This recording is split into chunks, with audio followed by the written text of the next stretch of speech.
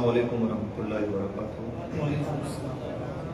احمد و نصلی و نسلم علی رسول الکریم، اما بعد، اعوذ باللہ من الشیطان الرجیم، بسم اللہ الرحمن الرحیم۔ سبحانک لا علم لنا الا ما علمتنا انک انت العلیم الحکیم۔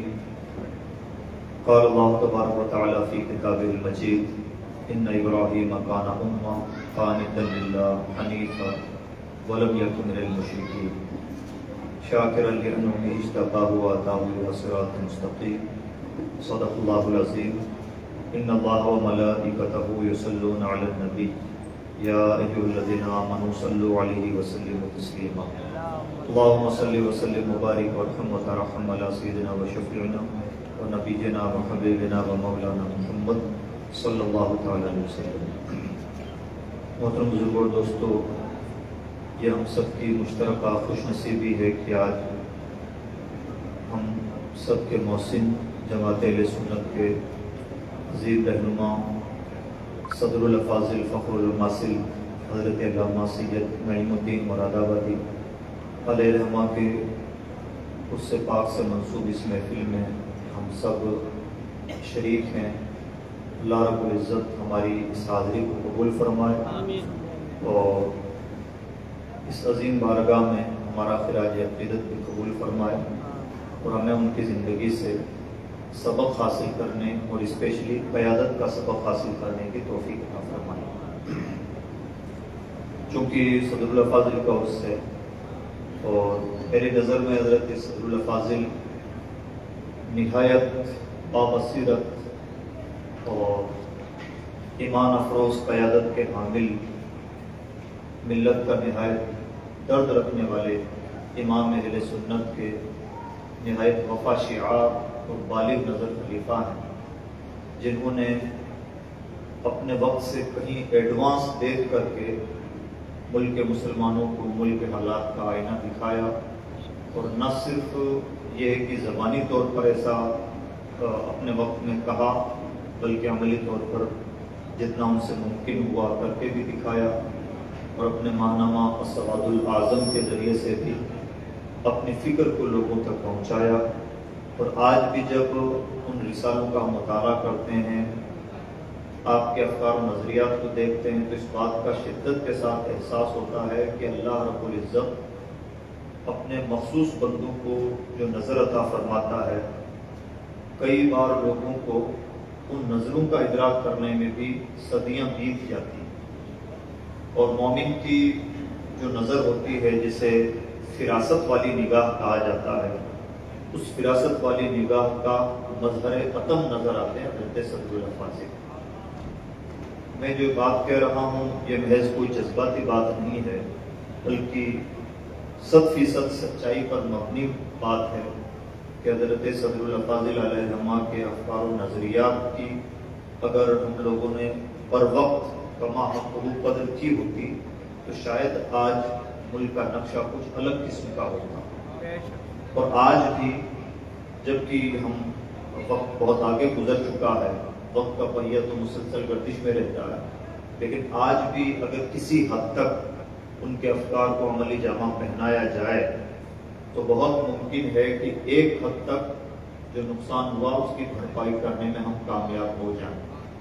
یہ محفل صرف عرس کے شرکاء کی اور بھیڑ بھاڑ والوں کی محفل نہیں ہے، بلکہ میں جہاں تک دیکھ پا رہا ہوں یہاں علماء ہیں، دانشوران ہیں، مدرسے کے طلباء ہیں، تو ہم سب چونکہ اس آستانے کے کوششیں ہوتے ہیں تو ہم سب کی بھی ذمہ داری بنتی ہے کہ ان چیزوں کو بہت باریکی سے پڑھیں اور سمجھیں، اور جہاں تک ممکن ہو جس طرح سے ہمارے نہایت کرم فرما مفکر اسلام حضرت علامہ غلام مصطفیٰ نعیمی صاحب مسلسل اپنے قلم کے ذریعے سے نعیمی افکار و نظریات کی ترسیل کرتے رہتے ہیں، ہم سب بھی اسی طرح سے ان افکار کے پیغام پر بن کر ان افکار کی ترسیل کا کام کریں تو بہت ممکن ہے کہ کسی حد تک تلافی کرنے میں، تلافی مفاد کرنے میں ہم کامیاب ہو سکیں۔ یہ ہم سب کی اجتماعی ذمہ داری بھی بنتی ہے، اور میں اسپیشلی اس چمنستان علمی سے جو کہ وابستہ ہیں ان تمام احباب سے اسپیشلی گزارش کرتا ہوں اور امید کرتا ہوں کہ انشاءاللہ وہ جہاں کہیں بھی رہیں گے حضرت صدر الافاضل کے افکار و نظریات اور آپ کے کردار کے امین بن کر رہیں گے۔ اللہ ہمیں ایسی سعادت اور توفیق عطا فرمائے۔ یہ مہینہ ذوالحجہ کا مہینہ ہے اور اس مہینے کو حضرت خلیل اللہ کا مہینہ کہا جانا چاہیے، کیونکہ صدر الافاضل سے ایک نسبت ہے اور قرآن پاک کی زبان میں قیادت کا استعارہ حضرت ابراہیم خلیل اللہ کی شخصیت ہے، اور یہی وجہ ہے کہ جنہوں نے قرآن سے اپنے افکار و نظریات مستعار لیے ہیں ان لوگوں کی فکر میں بھی قیادت کا استعارہ، لیڈرشپ کا استعارہ حضرت ابراہیم خلیل اللہ علیہ السلام کی شخصیت قرار پاتی ہے۔ جیسے اقبال جب بھی قیادت کی بات کرتے ہیں تو عام طور پر حضرت ابراہیم خلیل اللہ کا ذکر کرتے ہیں۔ آج بھی وہ جو براہیم زائمہ پیدا کر سکتی انداز گلستاں پیدا، یہ دور اپنے براہیم کی تلاش میں ہے، صنم کدا ہے جہاں لا الہ الا اللہ۔ تو ابراہیم خلیل اللہ علیہ السلام کی شخصیت، حضرت صدر الافاضل کا عرس، ملک کے حالات اور امام اہل سنت سے ان کا جو ایک گہرا رشتہ رہا، اور امام اہل سنت کا صدر الافاضل کی شخصیت پر جس اسپیشل ناحیے سے اعتماد رہا، ان تمام چیزوں کو نظر میں رکھیں اور پھر میں قرآن پاک سے جوڑتے ہوئے ابراہیم خلیل اللہ علیہ السلام کی لیڈرشپ کے تعلق سے کچھ باتیں پیش کروں، اس نقطۂ نظر سے کہ ہم بھی اپنے حالات کا کسی حد تک علاج تلاش کرنے میں کامیاب ہوں۔ تو میں اب امید کرتا ہوں کہ یہ جو میں نے چند پوائنٹس آپ کے سامنے ذکر کیے ہیں، اس سے آپ میری گفتگو کو کسی حد تک الگ اینگل سے سمجھنے کی کوشش کریں گے اور بے موسم کی برسات نہ سمجھیں۔ اللہ رب العزت نے بطور قائد، اور قائد سے مراد قرآن پاک کی زبان میں اگر کہا جائے تو گلوبل لیڈرشپ، یعنی پوری کائنات کی امامت و قیادت کے طور پر جس شخصیت کو پیش فرمایا وہ شخصیت ابراہیم خلیل اللہ کی ہے۔ اللہ نے ایک موقع پر حضرت ابراہیم خلیل اللہ علیہ السلام کو آزمایا، اور جب وہ آزمائشوں پہ کھڑے اترے تو اللہ نے انہیں امامت کا انعام عطا فرمایا اور وعدہ فرمایا، انی جاعلک للناس اماما، ابراہیم میں تجھے لوگوں کی امامت عطا فرماؤں۔ اور پھر ایک وقت آیا کہ اللہ رب العزت نے ارشاد فرمایا، ان ابراہیم کان امہ، ابراہیم ایک امام شخصیت تھے، قانتا للہ، اللہ کے آگے جھکنے والے، حنیفہ، سب سے رشتہ ناتا توڑ کر صرف اپنے رب سے رشتہ رکھنے والے، ولم یکن من المشرکین۔ اور ابراہیم علیہ السلام کا ایک اسپیشل پس منظر میں ابراہیم علیہ السلام کی شخصیت کا یہ گوشہ بھی پیش کیا گیا کہ ابراہیم علیہ السلام کا شرک سے کسی طرح کا رشتہ ناتا نہ تھا، یہ بھی ایک اسپیشل گوشہ۔ خیر، اللہ نے وعدہ فرمایا کہ میں تمہیں لوگوں کی امامت عطا فرماؤں گا، اور پھر یہ وعدہ پورا ہوا اور اللہ نے انہیں پوری کائنات کی امامت عطا فرمائی۔ یہاں پر میں ایک اور بات عرض کرنا چاہوں گا جو ہم بھارت کے مسلمانوں کے لیے موجودہ حالات میں حوصلہ افزا ہے، اور وہ بات یہ ہے کہ جب اللہ نے ابراہیم علیہ السلام سے وعدہ فرمایا کہ میں تمہیں لوگوں کی امامت عطا فرماؤں گا، تو اللہ والوں کی شان ہوتی ہے کہ جب اللہ کی طرف سے کچھ نعمتیں مل رہی ہوتی ہیں تو وہ چاہتے ہیں کہ جس طرح سے ہمیں نعمتیں مل رہی ہیں، ہم سے وابستہ لوگوں کو بھی وہ نعمتیں مل جائیں۔ تو ابراہیم علیہ السلام نے اپنی اس ادائے دلبرانہ کے تحت اللہ کے بارگاہ میں عرض کیا، قال ومن ذریتی، پروردگارا میری نسلوں میں بھی کچھ لوگوں کو یہ انعام اور یہ نعمت عطا فرمانا۔ اب اس کے جواب کے طور پر اللہ نے جو بات ارشاد فرمائی، اگر ہم بھارت کے مسلمان دانشوری سے کام لیں تو ہمیں سمجھ میں آ جائے گا کہ اللہ کی کتاب نے گویا ہمارے مسائل کا حل پیش کر دیا ہے۔ اللہ نے اس کا جواب جو دیا، وہ جواب صرف ایک جواب نہیں بلکہ اللہ کی قدرت کا ایک ریگولر اصول ہے، اور وہ اصول یہ ہے، اللہ نے ارشاد فرمایا، لا ینال عہد الظالمین، ابراہیم امامت جیسی عظیم نعمت ظالموں کو نہیں ملتی۔ اس کا مطلب یہ ہوا کہ امامت و قیادت، لیڈرشپ، یہ اللہ کا انعام ہے، اور اگر کوئی اپنے آپ کو اس انعام کا حقدار مانتا یا سمجھتا ہے، یا کسی کی جھولی میں اللہ نے یہ انعام ڈالا ہے، آپ سے باز رکھے، اور اگر کوئی شخص جس کو اللہ نے لیڈرشپ عطا فرمائی ہے وہ ظلم پر اتارو ہو جائے تو اس کا دوسرا مطلب یہ ہوتا ہے کہ قیادت کی کرسی کھسکنی شروع ہو گئی۔ امامت و قیادت اور ظلم یہ دونوں چیزیں ساتھ نہیں چلتی۔ ایمان و کفر کے فیصلے آخرت کے ہیں، لیکن اگر دنیا میں کوئی حاکم بن کے رہنا چاہتا ہے تو اسے اللہ کی مخلوق پر ظلم چھوڑنا ہوگا، اور کوئی ظالم بن کے رہنا چاہتا ہے تو اسے کرسیاں چھوڑنی ہوگی۔ یہ نظام قدرت ہے۔ اور اگر کسی دور میں کہیں کے حکمراں ظلم پر اتارو ہو جائیں تو اس کا سیدھا سا مطلب یہ ہے کہ اب تھوڑا بڑا وقت وہ بھلے پورا کر لیں، 10-15 سال کا وقت، لیکن ان کی الٹی گنتی شروع ہو چکی ہے۔ کہ خاموشی کے ساتھ اللہ کی کتاب کا وہ میسج ہے جسے ہمیں بہت قرینے سے سمجھنے کی ضرورت ہے۔ مایوسی کے ماحول میں گویا اللہ کی کتاب کا یہ ایک اشارہ ہم سب کے لیے امیدوں کا استعارہ ہے، اور اسی وجہ سے ہم سب کو بھی چاہیے کہ حد سے زیادہ نہ تو مایوس ہوں نہ مایوسی کی بات کریں۔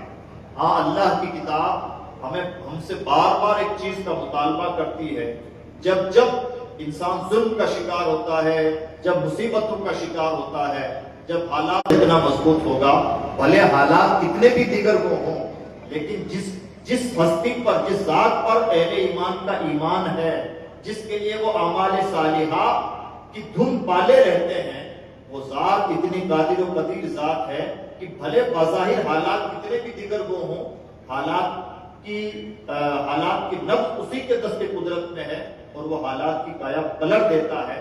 شرط یہ ہے کہ ایمان کا لیول مضبوط ہو، اور شرط یہ ہے کہ عمل کا لیول مضبوط ہو۔ بلکہ قرآن پاک نے ایک موقع پر تو یہاں تک ارشاد فرمایا، ان الذین قالوا ربنا اللہ ثم استقاموا تتنزل علیہم الملائکہ، وہ لوگ جن کی بولی یہ ہوا کرتی ہے کہ ہم نے رب کو رب مان لیا، اللہ کو اپنا رب مان لیا، اور اتنا کہنے کے بعد جو اس بات پر ڈٹ گئے، جم گئے، انہوں نے استقامت کا راستہ اختیار کر لیا، وہ اس شان کے حامل لوگ بن جاتے ہیں کہ اللہ کی طرف سے ان پر رحمتوں کے فرشتے نازل ہوتے ہیں، اور ان سے کہا جاتا ہے کہ تمہیں گھبرانے کی ضرورت نہیں ہے، تمہیں خوف کھانے کی ضرورت نہیں۔ یہ بات ایک آدھ مرتبہ نہیں، بلکہ اللہ کا کلام بار بار اس طرح کی باتیں کرتا ہے۔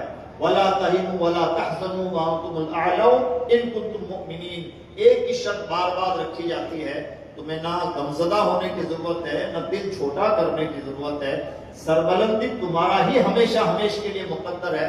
ہاں، تمہارے لیے ایکسٹرنل شرط ہمیشہ رہے گی کہ تمہارا ایمان کا لیول تم چیک کرتے رہو، ایمان کا لیول جتنا مضبوط تم اتنے مضبوط۔ تو ہم سب کو چاہیے، حالات کبھی بھی بہت سنہرے اہل ایمان کے حق میں رہے ہی نہیں، بلکہ بات ذرا سا الگ ڈائریکشن میں چلی جا رہی ہے، لیکن پھر بھی میں عرض کر دیتا ہوں۔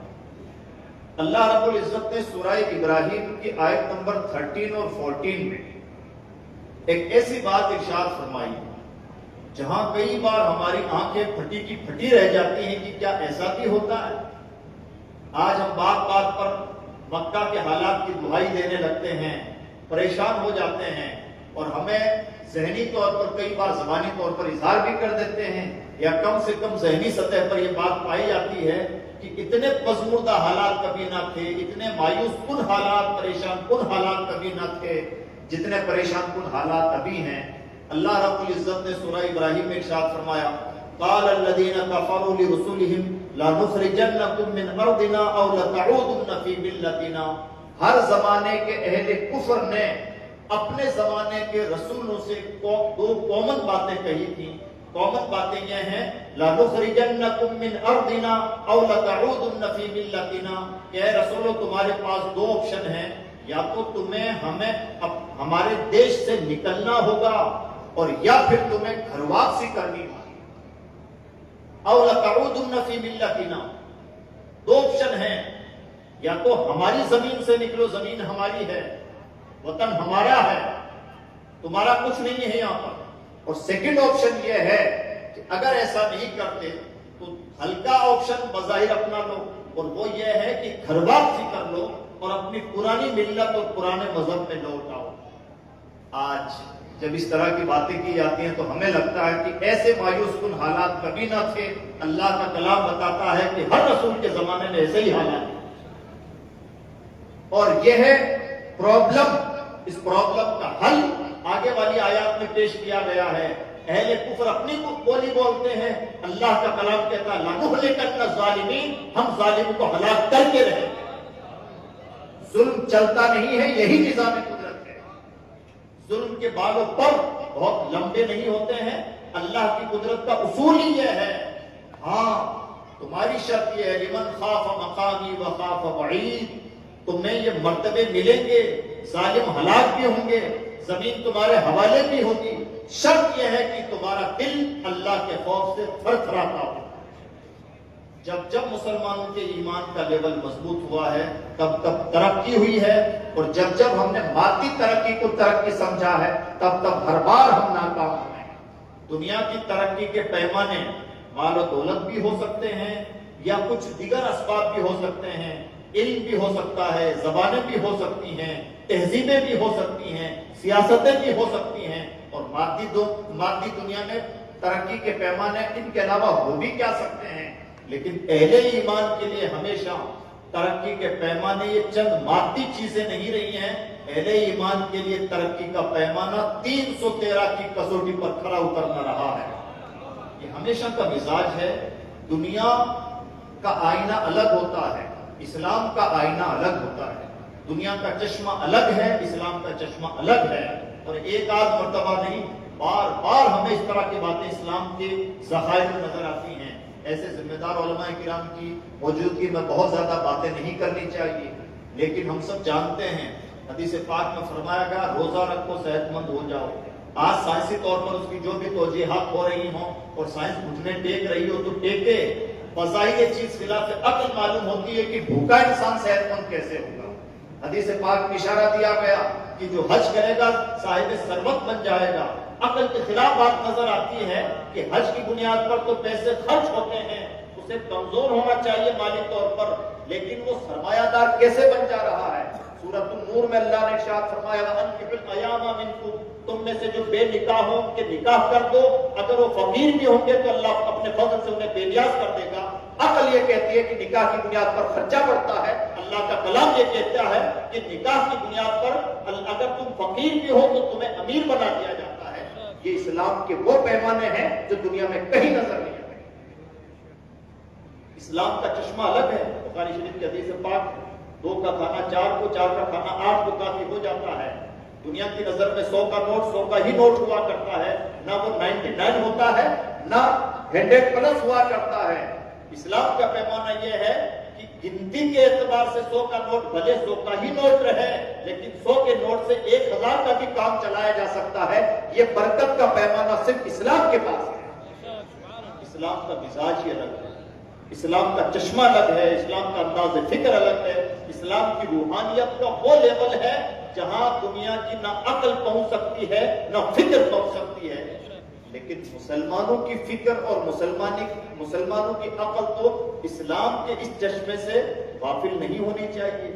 ہم سے دنیا میں جو چھوٹی موٹی غلطیاں ہوئی ہیں ان غلطیوں کی بھرپائی بھی ہو سکتی ہے, لیکن اگر ہم نے اپنے اسلام کے ساتھ کوئی سمجھوتا کرنے کی کوشش کی تو یہ وہ غلطی ہے جس کی کوئی تلافی نہیں ہوتی ہے. اور جب جب کوئی قوم ترقی چاہتی ہے تو اسے چاہیے کہ اپنے اوپر نظر کرے اور اس غلطی کی تلافی کرنے کی کوشش کرے کہ اپنے ایمان کا لیول جو جتنا مضبوط کرے گا وہ قوم اتنی سرخرو ہوگی. یہی نظام قدرت رہا ہے. اس لیے عزیز دوستو, ہمیں ہمیشہ اپنے آپ کو اس پیمانے پر کھڑا اتارنا چاہیے. باقی حکومتیں بھی آنی جانی ہیں, مال و دولت بھی ایک طرح کا میل ہے, اور تہذیبیں بھی عدلتی بدلتی رہتی ہیں, ظاہری علوم بھی آتے جاتے رہتے ہیں, ڈگریوں سے بھی کوئی بہت زیادہ دن نہیں پلٹائے جا سکتے. اس کا بھی ہم نے خاموش تجربہ کر لیا ہے. سچائی یہ ہے کہ کبھی بھی حالات ہمارے بدلے ہیں یا حالات نہیں بدلے, دونوں ہی کنڈیشن میں ہمارے پاس ایک ہی پیمانہ رہا ہے. جب ہمارا ایمان 313 والا ایمان بنا ہے تو بھلے تعداد بظاہر کم ہو, بھلے روزے کی حالت میں ہو, بھلی میدان سے دور ہوں، بھلے ہمارے حصے میں جو زمین آئی ہو بظاہر وہ زمین ہمارے حق میں سازگار نہ بھی ہو، لیکن باتیں ہمیں ٹھہرتے ہیں۔ اور اس کے الٹا بھی ہوتا ہے، اس کے برخلاف بھی ہوتا ہے، بھلے ہماری تعداد بہت رہی ہو لیکن اگر ایمان کا لیول کمزور ہو جاتا ہے تو پھر ہم پسپا بھی ہوئے ہیں۔ ہمارے لیے دنیا کے لیے پیمانے الگ ہو سکتے ہیں، ہمارے لیے ایمان، ہمارے لیے پیمانہ ہمیشہ ایک ہی اسلام کی طرف سے دیا ہوا پیمانہ، وہ ہے ایمان کا پیمانہ۔ یہی وجہ ہے کہ امام اہل سنت نے اپنی کتاب جس میں آپ نے 4 اصول بیان فرمائے ہیں، تدبیر فلاح و نجات و اصلاح، اور ایک فقیر کی نگاہ دیکھیے جو انسان بظاہر نہ اخبار پڑھتا ہو، نہ دنیا گھومتا ہو، نہ لوگوں سے حد سے زیادہ میل جول لگتا ہو، اور اس کی تدبیریں ایسی ہیں کہ ملک کی کایا پلٹ ڈالیں۔ 4 تدبیریں ارشاد فرماتے ہیں، ان تدبیروں میں اہم ترین تدبیر، فرسٹ تدبیر جسے کہیے، وہ یہ ہے کہ جب جب علم دین سے اہل ایمان کا سروکار بڑھے گا، جب جب مسلمانوں کا ایمانی، فکری، اسلامی لیول مضبوط ہوگا، تب تب مسلمان ترقی یافتہ ہوں گے۔ اور یہ سچ ہے کہ جب جب مسلمانوں کا ایمانی، علمی، عملی، فکری، اسلامی لیول مضبوط ہوا ہے، تب تک اہل ایمان سرخرو ہوئے ہیں۔ اس لیے سب سے زیادہ ہمیں اس چیز پر زور دینا چاہیے اور اس چیز پر بہت سیریسلی توجہ دینی چاہیے۔ ہمارے زمانے کا المیہ یہ ہو گیا ہے کہ ہم بھی کہیں نہ کہیں گلیمر کا شکار ہو چکے ہیں۔ آج ہم بھی حضرت حضور بن چکے ہیں، آج ہم بھی اسی روش پر گامزن ہو چکے ہیں جو روش ان لوگوں کی روش تھی جو بے موت مرتے ہیں، جو سوسائڈ کرنے پر مجبور ہوتے ہیں۔ ہم بھلے چنگے لوگ تھے، پرسکون زندگی گزار رہے تھے، لیکن خدا جانے کیسی ہوائیں چلی ہیں کہ ہم نے دیدہ و دانش کا اپنے آپ کو اتنا گلیمرائز کر لیا ہے کہ اب ہم ان کبوں کی چال چل پڑے ہیں جن کی نہ دنیا بھلی ہے نہ آخرت بھلی ہے۔ اس لیے ہمیں ایک بار پھر اسپیشلی مدرسوں سے وابستہ احباب کو، طلباء کو اسپیشلی اپنا جائزہ لینے کی ضرورت ہے، اور میں امید کرتا ہوں کہ انشاءاللہ ہم اس اینگل سے جائزہ لینے کی کوشش کریں گے۔ تو یہ خیر ضمناً بازرہ الگ ڈائریکشن میں چلی گئی۔ میں نے یہ عرض کیا کہ اللہ رب العزت نے ابراہیم علیہ السلام کو امامت اور قیادت کی نعمت عطا فرمائی، اور ابراہیم علیہ السلام کو جو قیادت ملی وہ قیادت عالمی قیادت ہے، پوری کائنات کی قیادت۔ اور اب یہ ہمیں دیکھنا چاہیے کہ ایک شخصیت جو اللہ کی دوست ہو اور جسے اللہ نے پوری کائنات کی امامت و قیادت سے نوازا ہو اپنے عہد میں، اس شخصیت کی امامت کیسی ہوتی ہے۔ تو ابراہیم علیہ السلام کی امامت، حاجی جو احرام کی چادریں پہنتے ہیں وہ ابراہیم علیہ السلام کی امامت کا ایک مظہر ہے۔ ابراہیم علیہ السلام نے تعمیر کعبہ کے وقت جس طرح کی چادریں پہنی تھی، آج کے سویلائزڈ زمانے میں بھی دنیا کو حکم ہے کہ جب اس خانہ خدا کی زیارت کے لیے جائیں تو اسی طرح کی چادریں پہنیں جس طرح کی چادریں ہزاروں سال پہلے خلیل اللہ نے زیب تن فرمائی تھی۔ وہ دراصل ابراہیم علیہ السلام کی قیادت ہے، لباس کی شکل کی قیادت۔ آج بھی حاجیوں کو حکم ہے کہ طواف کرنے کے بعد میں مقام ابراہیم پر 2 رکعت نماز ادا کریں۔ مقام ابراہیم کو پاکیزہ پتھر جس پر تعمیر کعبہ کے وقت حضرت ابراہیم علیہ السلام نے اپنے پاؤں رکھے تھے، اور اللہ نے کلام پاک میں ارشاد فرمایا وَاتَّخِذُوا مِن مَّقَامِ إِبْرَاهِيمَ مُصَلًّى، ابراہیم جہاں پر کھڑے ہوئے تھے، ابراہیم کے کھڑے ہونے کی جگہ کو اپنی جائے نماز بناؤ اور وہاں پر نماز ادا کرو۔ یعنی ابراہیم علیہ السلام نے جہاں پاؤں رکھ دیے، اللہ رب العزت نے اس پتھر کو ایسا امر کر دیا کہ اس کا ذکر اللہ کی کتاب میں آتا ہے اور اس پتھر کے پاس نماز ادا کرنا ضروری قرار دیا ہے۔ حضرت ابراہیم علیہ السلام کے بیٹے کے قدموں کی ٹھوکروں سے جو پانی پیدا ہوا، آج تک دنیا اس کے منرلز ناپنے میں ناکام ہے کہ اس میں کیسے انوکھے منرل پائے جاتے ہیں جو دنیا کی کسی دوسرے پانی میں نہیں پائے جاتے۔ دنیا میں جو پانی ہے، ایک پانی میں الگ کوالٹی ہوتی ہے، دوسرے میں الگ منرلز پائے جاتے ہیں، لیکن سیم منرل کہیں نہ کہیں دنیا کی کسی نہ کسی پانی میں تو پائے جاتے ہیں۔ آب زمزم ایسا انوکھا پانی ہے جس کے منرلز دنیا کے دوسرے پانیوں میں کہیں نظر ہی نہیں آتے۔ حضرت ابراہیم خلیل اللہ علیہ السلام کی یاد کا حصہ صحیح صفا اور مروہ کی جو صحیح ہے، حضرت سیدہ ہاجرہ یعنی انڈائریکٹلی حضرت ابراہیم خلیل اللہ علیہ السلام کی یاد ہے۔ اسی طرح سے قربانی حضرت ابراہیم خلیل اللہ علیہ السلام کی یاد ہے، جسے آج بھی زندہ رکھا گیا ہے۔ حج جن کے مقدر میں ہو وہ کرتے ہیں، لیکن جو حج نہیں بھی کر پاتے، ایسی بہت بڑی تعداد ہے جو سالانہ طور پر اللہ کی بارگاہ میں قربانی پیش کرتی ہے۔ حضرت ابراہیم خلیل اللہ علیہ السلام نے برسوں پہلے اپنے رب کی رضا کے لیے جو قربانی پیش کی تھی، حضرت اسماعیل کو اللہ نے ذبح ہونے سے بچا کے لیا اور ابراہیم علیہ السلام کی اس ادا کو ایسا زندہ کر دیا کہ قیامت تک اس سنت ابراہیمی کو زندہ کیا جاتا رہے گا۔ یہ پوری دنیا میں بقرعید کا جو امام ہے، قربانی کا جو امام ہے، وہ حضرت سیدنا ابراہیم خلیل اللہ علیہ السلام کے ساتھ ہے۔ دنیا میں 3 بڑے مذہب پائے جاتے ہیں جو آسمانی مذہب ہیں، جن میں سے 2 کی شکلیں کافی حد تک مسخ ہو چکی ہیں، اور ایک اللہ کے فضل سے ہمارا مذہب مہذب مذہب اسلام ہے، جو اپنی مکمل شکل میں، مکمل آن بان شان کے ساتھ نہایت غیر مبدل اوریجنل شکل میں آج بھی موجود ہے۔ یہ تینوں دین عیسائیت، دین یہودیت اور دین اسلام وہ ہیں جنہیں ملا کر کے ادیان ابراہیمی بولا جاتا ہے، اور ان تینوں مذہبوں کے جد اعلیٰ حضرت سیدنا ابراہیم خلیل اللہ علیہ السلام ہوتے ہیں۔ یعنی دنیا کے 2 لارجسٹ مذہب جو ہیں، ان سب کے کہیں نہ کہیں پیشوا حضرت سیدنا ابراہیم خلیل اللہ علیہ السلام کی شخصیت ہوتی ہے۔ یہ ابراہیم علیہ السلام کی گلوبل لیڈرشپ ہے۔ ابراہیم علیہ السلام نے اس وقت جو الفاظ دہرائے، اللہ رب العزت کو وہ الفاظ اتنے پسند آئے کہ اللہ نے قرآن پاک میں ان الفاظ کو کوٹ کیا اور ارشاد فرمایا، قل ان صلاتی و نسکی و محیای و مماتی للہ رب العالمین۔ اے نبی، آپ بھی وہی بولی بولیں جو آپ کے جد اعلیٰ ابراہیم خلیل اللہ علیہ السلام نے برسوں پہلے بولی تھی، اور آپ بھی وہی کہیں کہ میری قربانی، میری نماز، بلکہ میرا جینا اور میرا مرنا اللہ کے لیے ہے جو پوری کائنات کا پالن ہے۔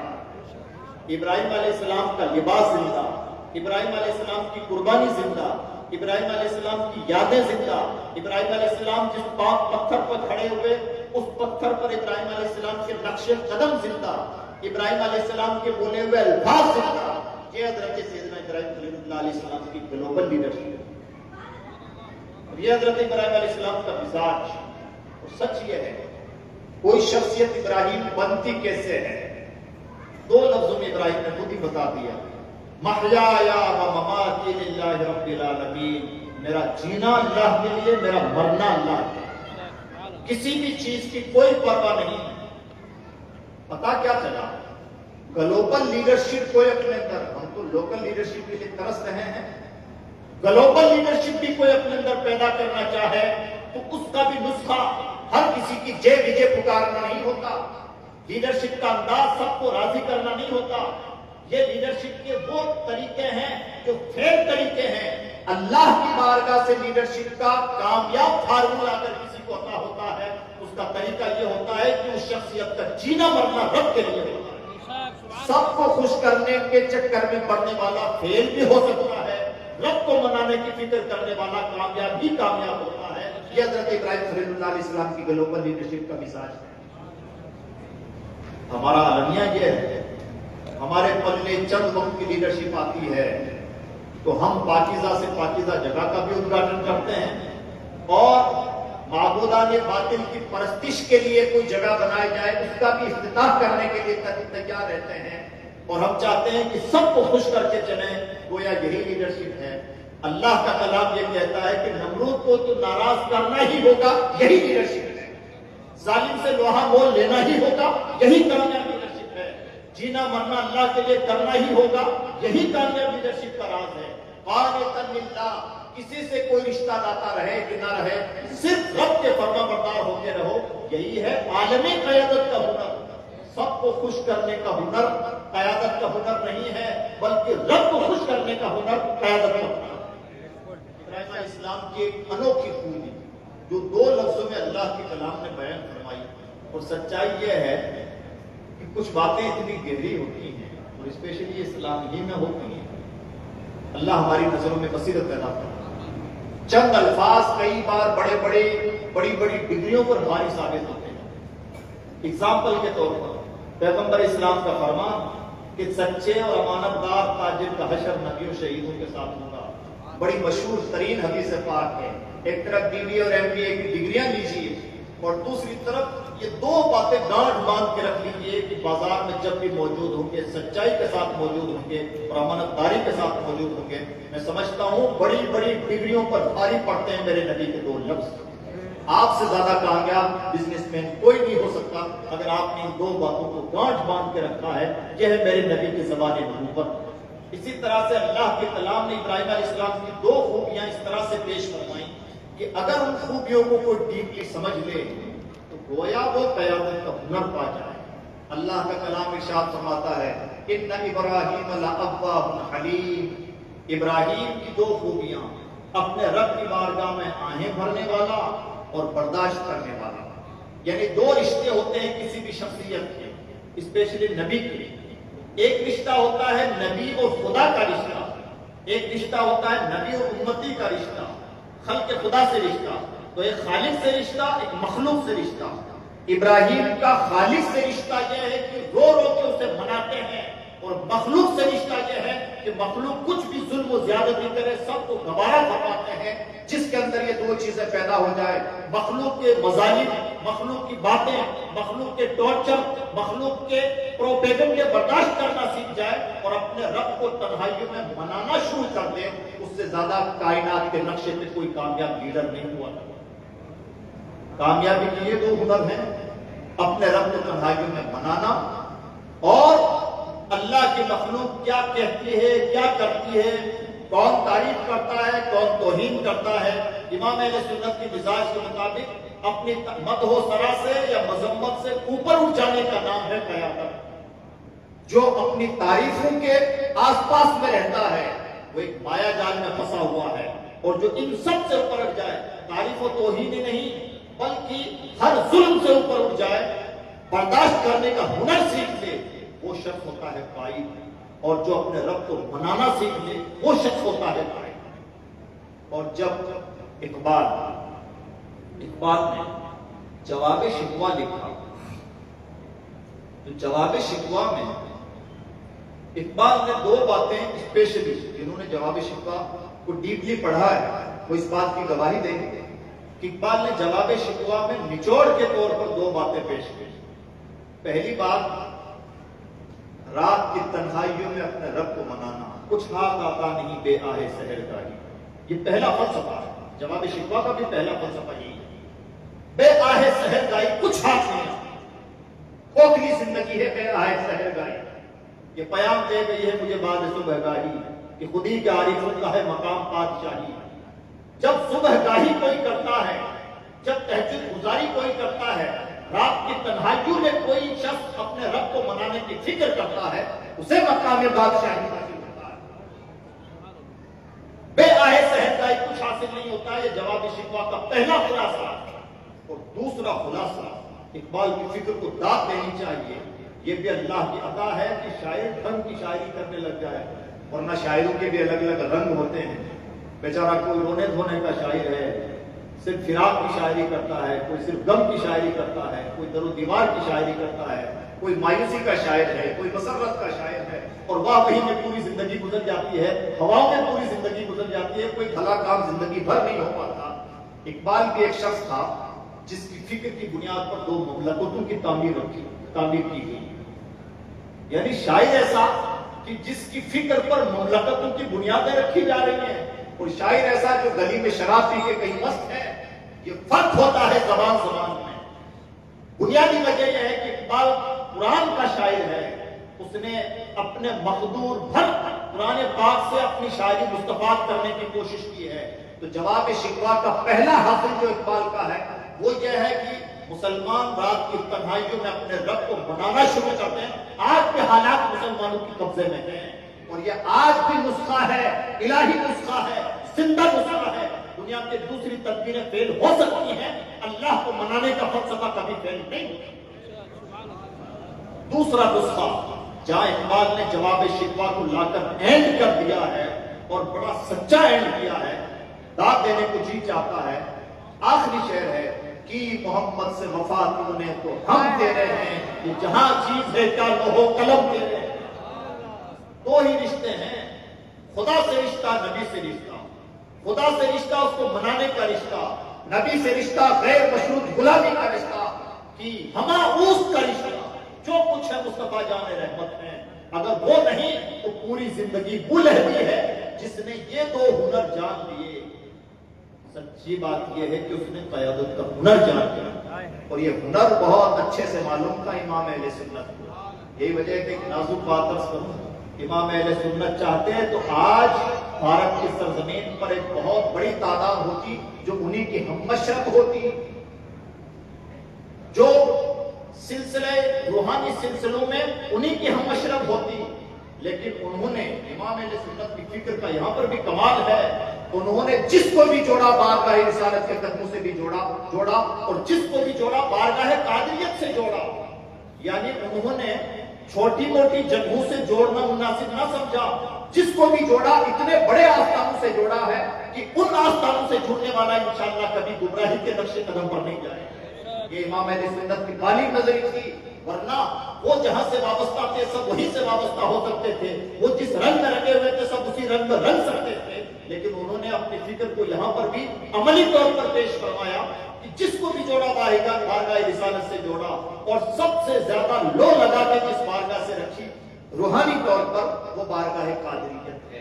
امام اہل سنت کا امتیاز ہے، ورنہ آج ہم اندروں آ کے جب دیکھتے ہیں تو یہ بھی تو ایک خاموش جنگ ہے کہ آپ کا اپنا مشرب کیا ہے۔ یعنی جو چیز تزکیہ نفس کا ذریعہ تھی، ہم نے اس کو نفس کو موٹا کرنے کا ذریعہ بنا لیا ہے، ہم نے اس میں بھی الگ ہی قسم کا کیلکولیشن نکال لیا ہے۔ امام اہل سنت کی بصیرت کو سلام کہ انہوں نے پیش کی، عملی طور پر اس کا حل پیش کیا۔ اور عزیز دوستو، تو یہ قیادت کی کچھ شدہ باتیں ہیں۔ اب ذرا سا حضرت صدر الافاضل کی زندگی کو ہم تھوڑا سا مختصر طور پر دیکھیں۔ صدر الافاضل علیہ رحمہ نے ملک کے پسماندہ، پسمردہ، پریشان کن حالات میں ملک کے مسلمانوں کی جس طرح سے دستگیری کی اور جس طرح سے رہنمائی کی، سنی کانفرنس کے تھرو جس طرح سے اپنے افکار و نظریات کی ترسیل کی، اور جس طرح سے امام اہل سنت جیسی مرکزی شخصیت سے لوگوں کو جوڑا، وہ نہایت بالغ نظری کا کام تھا۔ اور میں نے تو یہاں تک پڑھا ہے کہ حضرت صدر الافاضل علیہ رحمہ نے اس وقت کے اپنے خواب والے دارالعلوم نعیمیہ میں مارشل آرٹ کا بھی اہتمام کیا تھا۔ کاش اگر وہ روایت چونکہ تو برقرار رہتی تو مجھے بتائیے کہ آج جس طرح کے حادثات صبح شام کو ہو رہے ہیں اور ہم جن کا سوشل میڈیا پہ رونا رو رہے ہیں، کیا فزیکل طور پر ہم کافی مضبوط نہ ہوتے، اور کیا آج اس طرح کی بار بار شکایتیں ہمیں مل رہی ہوتی؟ یہ ہوتی تھی ہمارے بزرگوں کی بالغ نظری۔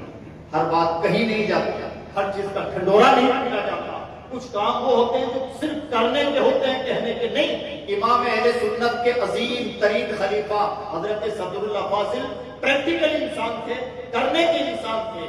انہوں نے جو کرنے کے کام تھے وہ کر کے ہی دکھائے۔ ان کے کرنے کے کاموں میں ایک اہم ترین کام جس سے ماضی قریب میں ہماری دعوتی دنیا بہت دور رہی ہے، وہ یہ ہے کہ ہندی زبان میں کام کرنا، غیروں کا مواد ان کے مذہب کی روشنی میں پیش کر کے اسلام کی حقانیت ثابت کرنا۔ ہم آج تک بہت ساری لیپا پوتی کے بعد اور بہت ساری لیدے کے باوجود بھی شاید اتنے اچھے انداز سے کام نہیں کر پا رہے ہیں جتنے اچھے انداز سے حضرت صدر الافاضل نے صرف اپنی دانشوری سے عملی طور پر کر کے دکھایا۔ یہ ان لوگوں کا مزاج ہوا کرتا۔ ایک عظیم شخصیت ہمارے راجستھان الور کے رہنے والے حضرت سید دیدار علی محدث الوری علیہ رحمہ، بڑے عظیم محدث تھے۔ امام اہل سنت سے راست ان کا کوئی تعلق نہ تھا، حضرت صدر الافاضل سے بڑا یارانہ۔ حضرت صدر الافاضل علیہ رحمہ نے ان کو بار بار توجہ دلائی کہ سید صاحب آپ کو ہمارے حضرت امام اہل سنت شاہ امام احمد رضا خان محدث بریلوی علیہ رحمہ سے ملاقات کرنی چاہیے، بار بار یہ کوشش رہتی ہے۔ اور یہ دیکھیں کہ ایک دردمند داعی، ایک بالغ نظر انسان اور جماعت کا مزاج سمجھنے والے آدمی کا انداز کیا ہوا کرتا ہے۔ حضرت صدر الافاضل نے بار بار توجہ دلائی۔ حضرت سید دیدار علی محدث الوری علیہ رحمہ نے کہا سید صاحب، سید نعیم الدین صاحب، میں نے سنا ہے کہ آپ کے حضرت یعنی اعلیٰ حضرت پٹھان آدمی اور مزاج کے بڑے سخت ہیں، اس لیے ان سے ملنے میں ذرا سا ہچکچاہٹ ہوتی ہے۔ پھر خدا کا کرنا ایسا ہوا کہ ادھر انہوں نے بھی اپنی لگن نہ چھوڑی، بار بار اس بات کا مطالبہ کرتے رہے کہ آپ کو امام اہل سنت سے ملنا ہی چاہیے، ملنا ہی چاہیے۔ ایک بار سید دیدار علی محدث انوری علیہ رحمہ امام اہل سنت سے ملاقات کے لیے تیار ہو گئے، بارگاہ اعلیٰ حضرت میں حاضر ہوئے۔ حضرت اعلیٰ حضرت علیہ رحمہ سے انہوں نے پہلی ملاقات میں جب مزاج دریافت کیا کہ حضور مزاج کیسے ہیں، تو فرمانے لگے سید صاحب کیا بتاؤں پٹھان آدمی اور مزاج کا بڑا سخت ہے۔ یہ ایک پرلطف بات ہے، لیکن سوچنے کی بات یہ ہے اپنے آپ میں حضرت محدث الوری کا اور الور میں جو خانقاہ نقشبندیہ ہے اس کا اپنا قد تھا، اور آج بھی اس کی شاخیں ہیں جس سے حضرت پروفیسر سید مسعود احمد مجددی علیہ رحمہ جیسے لوگ وابستہ رہے جو اسی خانقاہ سے وابستہ ہیں، ان کا بھی اپنا قد تھا۔ لیکن ہمارے بزرگ کی فکر یہ تھی کہ ایسے ہر بڑے قد والے لوگ جب بہت بڑے قد والے شخصیت سے اور ایسے حضرت جب اعلیٰ حضرت سے مل جاتے ہیں تو سنیت کا بنا ہوتا ہے۔ یہ مزاج ہمارے بزرگوں کا مزاج ہے۔ آج ہم جماعت اہل سنت کو سیکھنے کی بات ہے، اگر ہمارے مزاج میں باتیں آ جائیں تو ہم ہر ایک کے پر کاٹتے نہ پھریں، ہم اپنے خانے کو مزید تقسیم کرتے ہوئے نظر نہ آئیں، بلکہ ہمارا بھی دل ویسا ہی دردمند بن جائے جیسا اس فقیر کا دل دردمند تھا۔ آج جماعت کا شرازہ مزید منتشر نہ ہو بلکہ جماعت کے اندر ایک قوت پیدا ہو، لیکن یہ قوت اس وقت پیدا ہوتی ہے جب جماعت کے لوگ بلند فکر ہوں، دردمند ہوں، داعیہ کے مزاج کا حامل ہوں، حالات کے اتار چڑھاؤ کو سمجھتے ہیں۔ اور آپ دیکھیں مشرقی طور پر بھی بچا کے رکھنا ہے، مسلکی طور پر بھی بہت سارا کام جو کیا، ان میں ویب پر کتاب لکھی، کتاب العقائد لکھی، مشرقی طور پر بھی کام کر رہے ہیں، مسلکی طور پر بھی کام کر رہے ہیں اور دینی طور پر بھی کام کر رہے ہیں۔ دین کو کیسے بچانا ہے مستقبل میں، ایک جمہوری ملک تعمیر ہو رہا ہے، اس ملک میں مسلمان کہاں ہوں گے، چیخ چیخ کر کے سواد اعظم میں لکھ رہے ہیں کہ سب لوگ اپنے حقوق حاصل کرنے کے لیے پریشان ہیں اور اپنے حقوق کے لیے دوڑ دھوپ کر رہے ہیں، لیکن ہم کہیں نظر نہیں آتے اور صاف طور پر لکھتے ہیں۔ علماء اس بات کو بھول جائیں کہ ان کی ذمہ داری سے مدرسوں میں تدریس کر کے یا دارالفتاؤں میں فتوے دے کر کے یا مسجد کے محراب میں خطاب کر کے یا امامت کر کے پوری ہو جاتی ہے یا چند کتابیں لکھ کر کے پوری ہو جاتی ہیں، بلکہ ایک نئے ملک کا نقشہ تیار ہو رہا ہے، ایک جمہوری نظام تیار ہو رہا ہے۔ اگر ہم نے اٹھ کر کے اس جمہوری نظام میں اپنے حقوق کو پہلے سے تسلیم نہ کروایا تو ملک کے مستقبل کا نقشہ تبدیل ہو سکتا ہے۔ ایک فقیر کی بات پر توجہ نہ کی گئی اور آج بہت لمبی مدت نہیں گزری ہے لیکن ہم اپنے نگاہوں سے دیکھ رہے ہیں کہ ایک صدی کے اندر فقیر نے جو اپنی والد نظری سے دیکھا تھا وہ تشویشناک حالات ہماری نگاہوں کے سامنے ہیں۔ یعنی مشرقی طور پر بھی کام، مسلکی طور پر بھی کام، دینی طور پر بھی کام، سیاسی طور پر بھی کام، رفاہی طور پر بھی کام، تعلیمی طور پر بھی کام اور فکری طور پر بھی کام۔ ایک شخصیت اتنی ڈائنامک ہو، اتنی جہتوں سے سوچے، یہ کم لوگوں کے پاس یہ ہنر ہوا کرتا ہے۔ حضرت صدر الافاضل علیہ رحمہ صرف جذبات میں صدر الافاضل نہیں ہے یا جذبات میں فخر الاماثل نہیں ہے، بلکہ ان کی پریکٹیکل لائف گواہ ہے کہ وہ واقعتاً بجا صدر الافاضل بھی تھے اور فخر الاماثل بھی تھے۔ آج بھی ہم سب کو ان کی زندگی سے بہت کچھ سیکھنے کی ضرورت ہے، اور آج بھی اسپیشلی میں نعیمی برادران سے گزارش کروں گا اور نہ صحیح علیمی برادران حضرت عبدالعلیم صدیقی بیٹھ کی یادوں کو زندہ رکھیں، مصباحی برادران حافظ ملت کی مشن ہی کو لے کے اور نہ صحیح اللہ کرے اتنا چھوٹا سا حصہ ہی لے کے آگے بڑھیں، اور نعیمی برادران فکر صدر الافاضلی کو لے کے آگے بڑھیں۔ یعنی ہم اپنے حصے کے چھوٹے چھوٹے ہی کام کریں تو بہت بڑا کام ہو سکتا ہے جماعتی سطح پر، اور آج کے دور میں بغیر کسی کا منہ ٹکے ہمیں اپنے حصے کا کام کر جانا چاہیے۔ میں امید کرتا ہوں کہ انشاءاللہ ہم اس قیادت سے جو اسباق، منتشر اسباق ہمیں نظر آتے ہیں یہ حاصل کرنے کی کوشش کریں گے، اور دعا کرتے ہیں خلوص دل کے ساتھ کہ اللہ رب العزت ہمیں ان اپنے رہنماؤں، اپنے قائدوں کی فکر کا، ان کے علم کا، ان کے عمل کا، ان کی سیادت و قیادت کا بڑا حصہ عطا فرمائے، اور ان کی زندگیوں کو اپنے لیے نمونہ عمل بنانے کی توفیق اور سعادت عطا فرمائے۔ نہایت بزرگ علماء ہماری جماعت کے سادات کرام موجود ہیں، ان کی موجودگی میں اگر میری زبان سے کوئی بھی بات خلاف شرع ثابت ہوئی ہو، سرزد ہوئی ہو، تو میں اللہ رب العزت کی بارگاہ میں سچے دل سے توبہ کرتا ہوں، نستغفراللہ تعالی و نتوب الیہ، لا الہ الا اللہ محمد رسول اللہ۔ السلام علیکم ورحمۃ اللہ وبرکاتہ۔